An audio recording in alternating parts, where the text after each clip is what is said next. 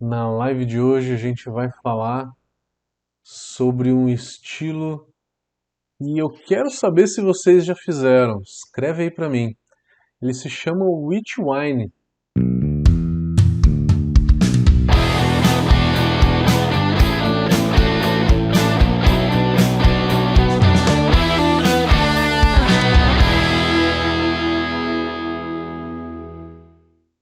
E o que é o Witch Wine?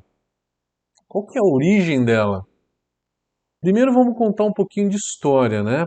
Porque através da história dela, da origem dela, que a gente vai conseguir entender um pouco do sensorial e vai conseguir identificar qual que são as características básicas dela.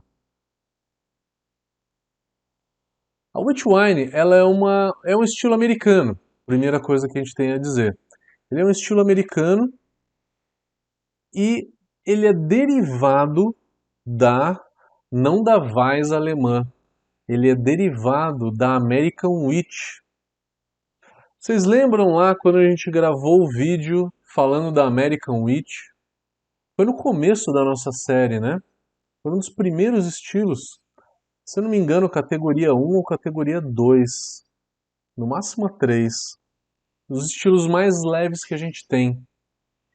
E aí a gente precisa entender uma coisa. O americano ele não gosta muito de esterificação.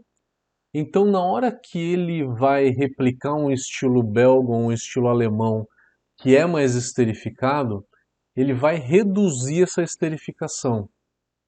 Se é o estilo belga, ele reduz bastante a esterificação.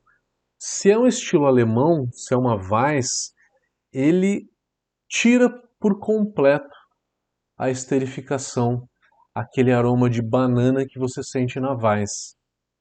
Então, voltando, né, falar lá da American Witch. A American Witch, ela é a versão americana da Weiss alemã. Só que na hora que você transporta essa Weiss da Alemanha para os Estados Unidos, o americano ele vai lá, ele tira fora a esterificação. Ele não usa aquela levedura de Weiss bem alemã que dá aquela esterificação e aquele cravo. Ele vai usar uma levedura que tem uma certa esterificação, mas é uma esterificação muito mais leve. E que tipo de levedura é essa? Já entrando um pouco em fermentação. Vai usar aí uma, se a gente pode, né, trazer para uma levedura alemã para os Estados Unidos, sim, uma German Ale, né? A German Ale ela é comumente usada numa Kölsch, por exemplo, numa Kölsch ou numa Alt Beer. Então é uma levedura que tem uma certa esterificação ou pode até ser uma levedura neutra, mas não pode ser uma levedura inglesa. Não vai usar uma levedura inglesa numa cerveja dessa, nem na American Witch e nem na Witch Wine. Então, o sabor dela está muito mais para uma American Witch. American Witch não tem esterificação e tem um toque de lúpulo americano. O lúpulo você pode usar tanto o lúpulo americano quanto o lúpulo alemão, o lúpulo clássico, né, de se usar numa Weiss, que é você pode usar um Mittelfrüh, você pode usar um Spalt, um Tettnanger, até um Saaz. Esses lúpulos normais que se usam em lager, a gente pode usar tanto numa Weiss alemã, como numa American Witch e como numa Witch Wine. Então, o primeiro comparativo é com a American Witch, mas daí eu expliquei para vocês o que é uma American Witch. Uma American Witch é uma versão americana da Weiss alemã que não é frutada. E aí você poderia chamar, né, uma Double American Witch. Uma Double American Witch, uma American Witch mais intensa, você chega na Witch Wine. A Witch Wine ela tem de 8 a 12% de álcool. E aí, aproveitando e fazendo os comparativos de estilo, ela não é tão parecida assim com a Barley Wine. O nome é muito parecido, E aí remete um pouco, né? Barley, cevada em inglês, né? Barley wine, então é uma cerveja de cevada, meio que puxando para o vinho, por conta da gradação alcoólica, na verdade, né? Por conta da gradação alcoólica, Barley wine ganhou esse nome. E aí, fazendo uma analogia a Barley wine, você tem a wheat wine, né? Barley wine e wheat wine, uma de cevada e uma de trigo. E é importante dizer que a gente tem que usar 50% aí de trigo, geralmente, tá? Numa cerveja dessa. Contextualizando um pouco mais, então, ela não é tão parecida quanto uma Barley Wine, tá? Porque a Barley Wine americana, o equilíbrio dela entre malte e lúpulo, ela é muito mais pro lúpulo, ela é mais lupulada, tá? Do que a wheat wine.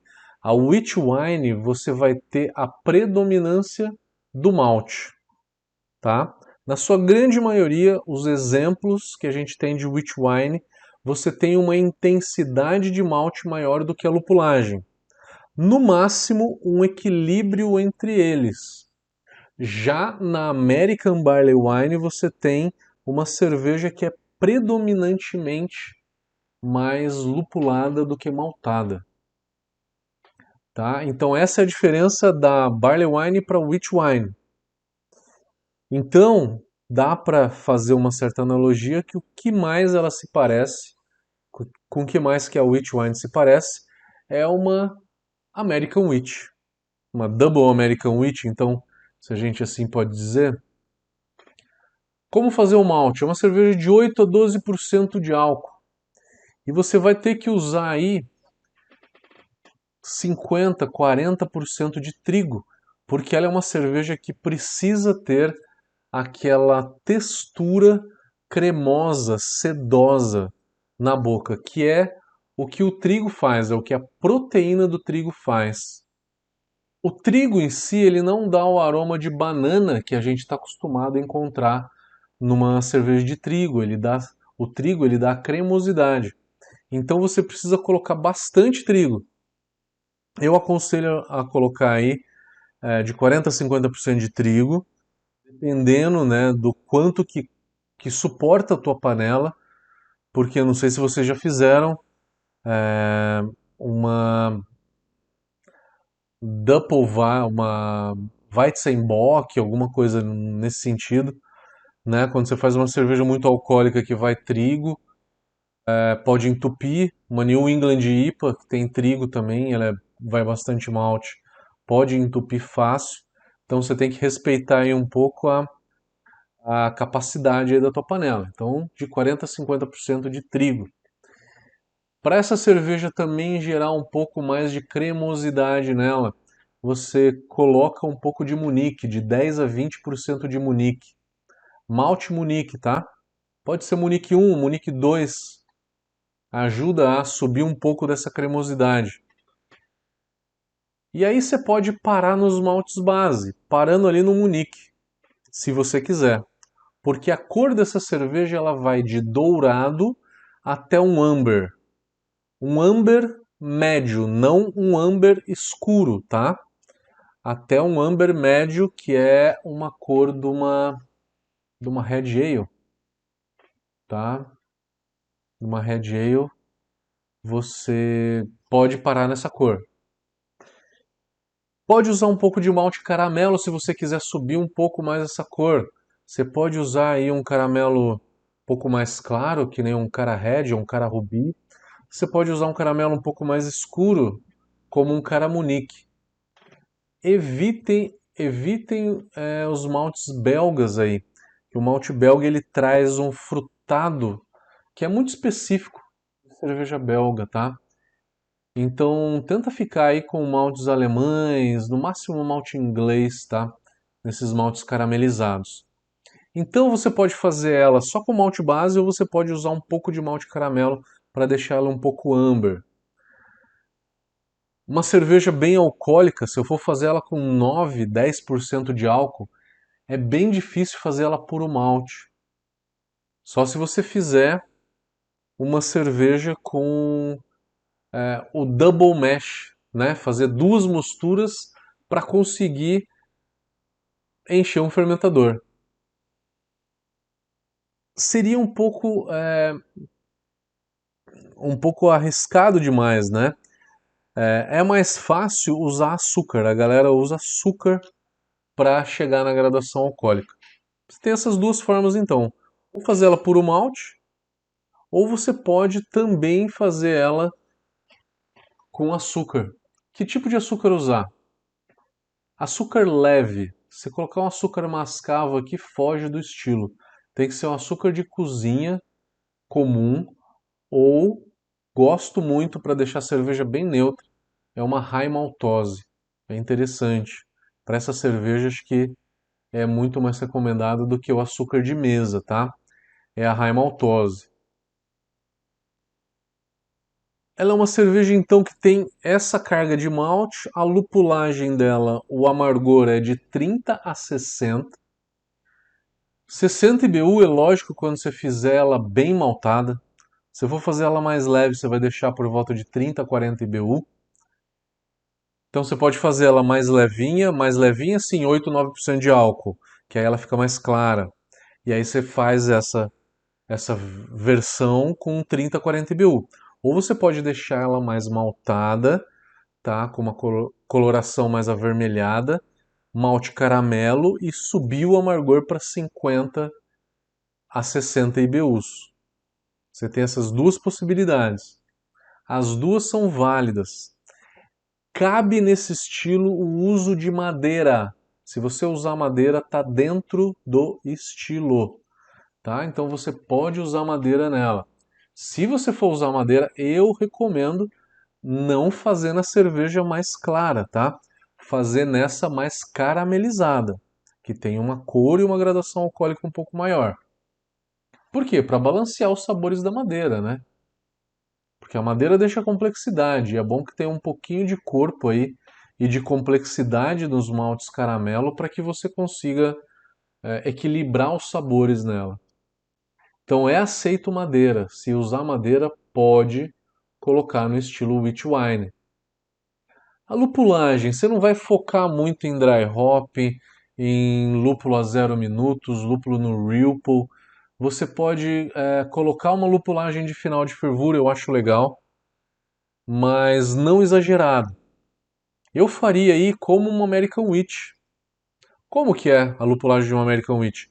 Lúpulo para amargor e aí um lúpulo, uma outra adição 10, 15 minutos para o final e uma outra adição a zero, ou no flame out, ou no Ripple. E essa adição de zero que daria um aroma. Na wheat wine eu faria essa adição de zero de 1 até 3 gramas por litro. Nada muito maior do que isso. E você pode usar lúpulos americanos ou lúpulos clássicos de uma Weiss alemã, que são os lúpulos que também são usados em lager, como Mittelfru, como Tettnanger, como Saaz, tá? Então são aceitos essas duas origens, né, de lúpulos, mas é lógico que o mais usado, é claro que são os lúpulos americanos. Eu preferiria os lúpulos americanos, e aí pode usar um Cascade com Citra, um Simcoe, um Amarillo, eu acho que fica bem legal. Faltou falar de fermentação, uma cerveja muito alcoólica, então vale todo aquele protocolo que a gente fala para cervejas de alta graduação alcoólica, que é fazer um pitching mais parrudo, tá? Um pitching realmente mais alto. Você vai usar mais levedura, então você vai fazer um pitching. O pitching rate vai ser de 0,7 a 1,0. Você vai fazer um starter para essa levedura, uma boa oxigenação, às vezes até duas oxigenações. Você pode também fazer tranquilamente aí um starter com uma OG um pouco mais alta, 1060 de OG, uma oxigenação muito boa, levedura saudável, porque a levedura vai encarar um grande desafio aqui, né, para fermentar essa cerveja. A levedura que eu falei é: não use levedura de Weiss tradicional que dê banana e cravo. Você vai usar uma levedura que dá um leve frutado aí, como uma German Ale, tá?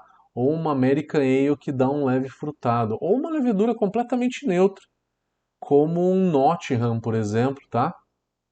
Até um S05 você pode usar. Não são aceitos sabores aí de malte torrado, tá? É apenas malte caramelizado numa quantidade menor. Correção de água para uma cerveja dessa. O cálcio, pode deixar o cálcio aí por volta de 100 ppm. O magnésio de 15 a 20 ppm. Pode colocar tranquilamente aí também. Cloreto, vamos puxar mais o cloreto do que o sulfato. Cloreto, 120 a 150. O sulfato, de 80 a 100, 120, tá?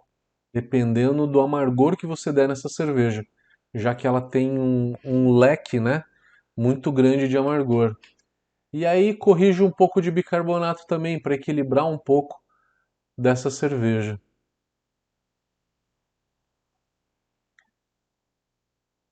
E acho que é isso. É uma cerveja intensa, uma cerveja interessante que vale muito fazer. Quem já fez uma cerveja dessa? Escreve aqui pra gente nos comentários.